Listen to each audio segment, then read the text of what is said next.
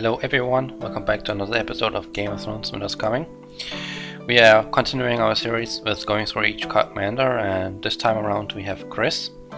Chris is actually one of the first commanders you get in the game, and even though he's one of the first, he has some very strong points. As you can see down here, he's focused around defense and CC, and you can also see his overall stats that he has somewhat okayish health, good defense, and his attack is basically mediocre. Nothing super amazing or exciting, but it's still something that we have to look through and see what strong points that you have and what you can do with them. So as usual, we are taking a look at Chris in 3 different categories: training grounds, rival leaders, and PvP fights, to kind of understand how his skills work and how he basically functions in those 3 categories. As you can see over his skill, he has a kind of a straightforward skill setup. You can see he has an AoE stun, some damage reduction, some defenses and so on that basically triggers, that's time-based triggering, and some passive defense. You can see that his awakening skill basically has some infantry bulk inside, and then you also have to see the guard battle skills, you can say like that, where you can see his focus on health and so on, which we already have talked about a little bit. So let's start out with training grounds, of course. The positioning in training grounds will always be front row. Chris is a dedicated tank. He's a defensive commander. He will not work anywhere else. I would highly recommend you to only use him in the 3 front rows if you're using him. His strong points are basically that he's a very good defensive commander. As you also saw in the skills before, he gets a lot of defensive buffs. He has a 3-second AoE stun, and the AoE stun is basically circular, so you have the possibility to hit multiple targets depending on how the battle progresses. But if the enemy party is moving a bit around and your party is also moving a bit around, there's a high chance that he can actually hit multiple targets with his AoE stun.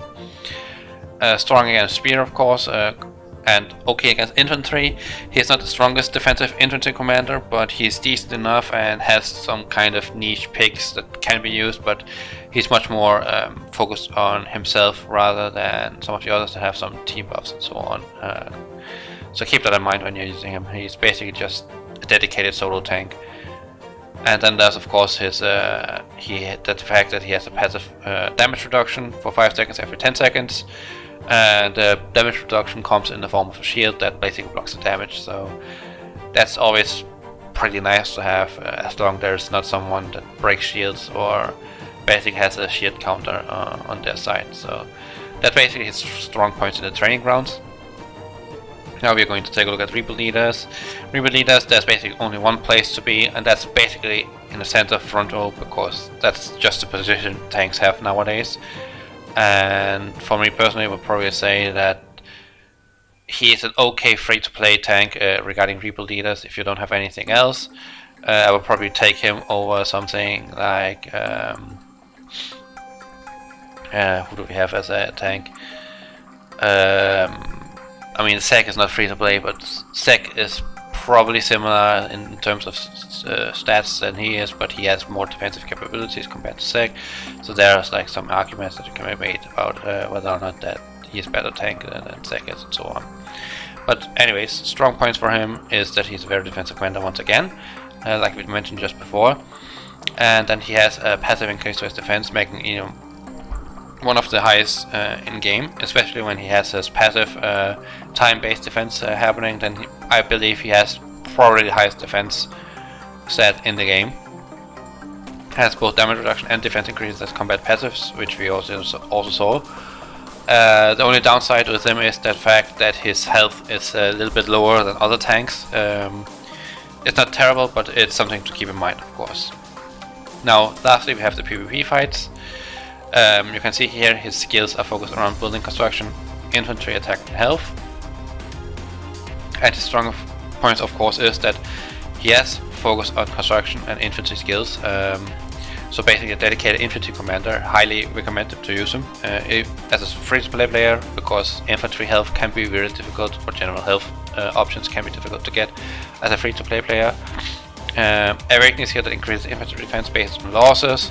Not the greatest. Personally, would probably keep him at 3 stars, since that you have to lose your army to basically trigger the awakening skill, which is bad to set rate off, because the skill makes your army more bulky, but if you're losing your army to get more bulky, then it kind of counteracts itself. So probably take him at 3 stars and then just leave him there. Of course, use the level 4 books to get the max out stats from it, and that's pretty much it.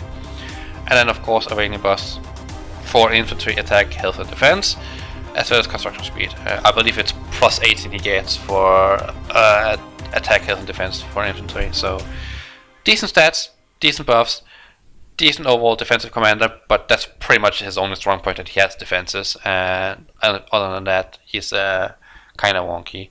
But before finishing, per usual, then we are going to jump into the Tavern section of this video.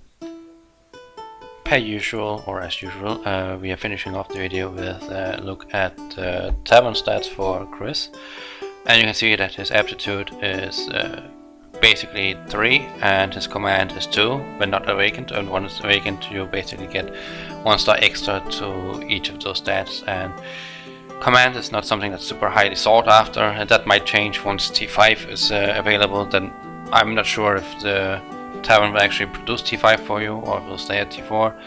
And aptitude, I suppose, is generally okay-ish, but that's mainly because you can always use the heals, and Tavern heals also can be used for healing, for example. So that's kind of the gist of it. He's overall a decent commander for defensive purposes, but overall, otherwise, then he's basically difficult to use. And I would highly recommend that if you use him, just use him as a defensive tool against something that he can counter. At least that's how I use him. But yeah, I hope you liked the video. Comment down below if you want me to focus on a special commander or a special thing inside the game. Subscribe to the channel if you haven't already, and yeah, if you want to play the game, the link is down in the description below. And so it is for the Discord group for Game of Thrones when it's coming. In case you need guides or other things, or just want to join the community or help with certain things, then you can get it there as well. And then of course the music, link to the music is also down in the description. So I hope you all have a nice weekend. You're having fun, and good luck with the AC matches if you haven't already played them, and good luck to those teams that are going to UC. So yeah, take care guys, have fun, bye bye.